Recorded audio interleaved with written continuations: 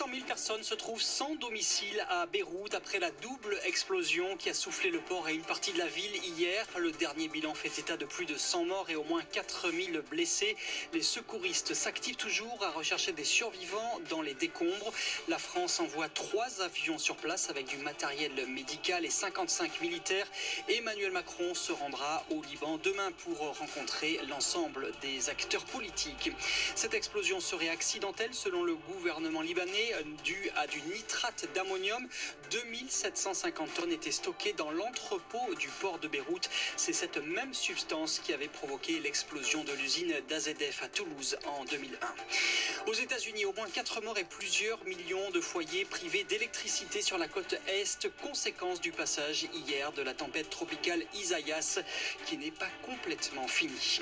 Dans les Bouches-du-Rhône, le vent s'est calmé, de quoi faciliter la tâche des 1800 pompiers mobilisés depuis hier soir sur un gros incendie près de Martigues. Le feu a ravagé 1000 hectares de végétation.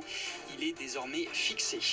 Le coronavirus, déjà 700 000 morts dans le monde. Le masque devient obligatoire dans plusieurs villes d'Europe. C'est le cas dans certains quartiers d'Amsterdam et de Rotterdam depuis ce matin.